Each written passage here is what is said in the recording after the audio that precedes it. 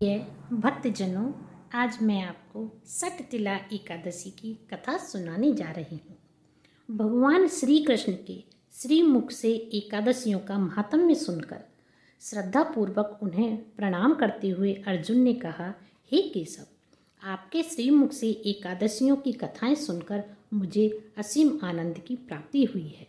हे मधुसूदन, कृपा कर अन्य एकादशियों का महात्म्य भी सुनाने की अनुकंपा करें। हे अर्जुन, अब मैं माघ मास के कृष्ण पक्ष की सटतिला एकादशी की व्रत कथा सुनाता हूँ। एक बार दालभ्य ऋषि ने पुलस्त्य ऋषि से पूछा, हे ऋषि श्रेष्ठ, मनुष्य मृत्युलोक में रक्त बहाव आदि महापाप करते हैं और दूसरे के धन की चोरी तथा दूसरे की उन्नति देखकर ईर्ष्या आदि करते हैं। ऐसे महान पाप मनुष्य क्रोध, ईर्ष्या, आवेग और मूर्खतावश करते हैं और बाद में शोक करते हैं कि हाय, ये हमने क्या किया। हे महामुनि, ऐसे मनुष्यों को नरक से बचाने का क्या उपाय है? कोई ऐसा उपाय बताने की कृपा करें जिससे ऐसे मनुष्यों को नरक से बचाया जा सके, अर्थात उन्हें नरक की प्राप्ति ना हो। कोई ऐसा दान पुण्य है जिसके प्रभाव से नरक की यातना से बचा जा सकता है? इन सभी प्रश्नों का हल आप कृपा को बताइए। दालभ्य ऋषि की बात सुन पुलस्त्य ऋषि ने कहा, हे मुनि श्रेष्ठ, आपने मुझसे अत्यंत गूढ़ प्रश्न पूछा है।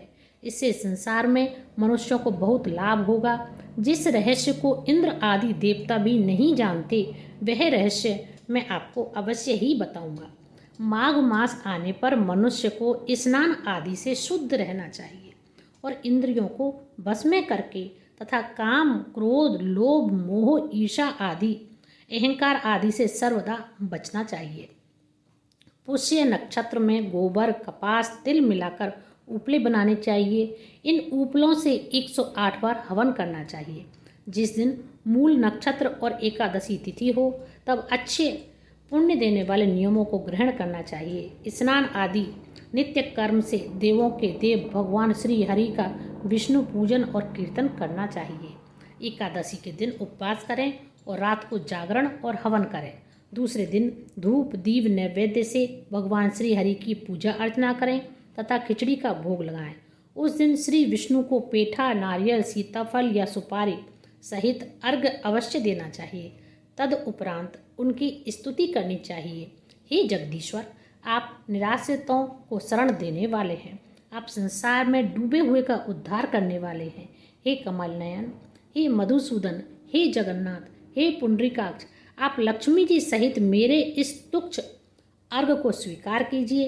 इसके पश्चात ब्राह्मण को जल से भरा घड़ा और तिल दान करने चाहिए। यदि संभव हो तो ब्राह्मण को गौ और तिल दान देना चाहिए। इस प्रकार मनुष्य जितने तिलों का दान करता है, उतने ही सहस्त्र वर्ष स्वर्ग में वास करता है। तिल दान, तिल की उपटन, तिलोदक, तिल का हवन, तिल का भोजन, तिल का दान, इस प्रकार 6 रूपों में तिलों का प्रयोग सटतिला कहलाती है। इससे अनेक प्रकार के पाप नष्ट हो जाते हैं। इतना कहकर पुलस्त्य ऋषि ने कहा, अब मैं एकादशी की कथा सुनाता हूँ। एक बार नारद मुनि ने भगवान श्री हरि से सटतिला एकादशी का महात्म्य पूछा।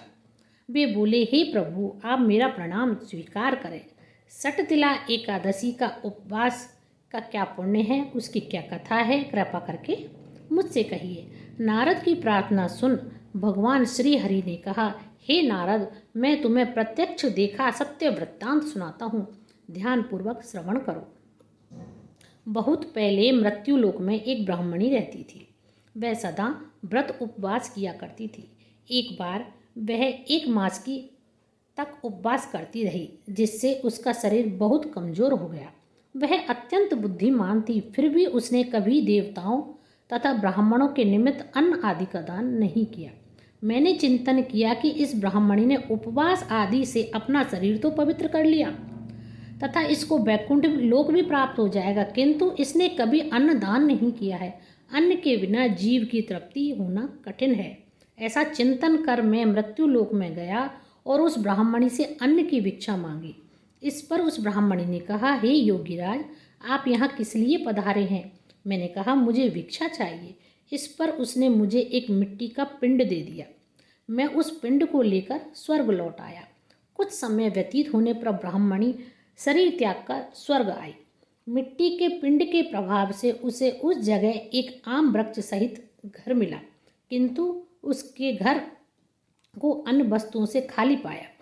वह घबराई हुई मेरे पास आई और बोली, हे प्रभु, मैंने अनेक व्रत आदि से आपका पूजन किया है, किंतु फिर भी मेरा घर वस्तुओं से रिक्त है। इसका क्या कारण है? मैंने कहा, तुम अपने घर जाओ और देव स्त्रियां तुम्हें देखने आए। अब तुम उनसे सटतिला एकादशी व्रत का महात्म्य और उसका विधान पूछना। जब वह ना बताएं तब तक द्वार नहीं खोलना। प्रभु के ऐसे वचन सुन वह अपने घर गई। जब देव स्त्रियां आईं और द्वार खोलने के लिए कहने लगी तब ब्राह्मणी ने कहा, यदि आप मुझे देखने आई हैं तो पहले मुझे सटतिला एकादशी का महात्म्य बताएं।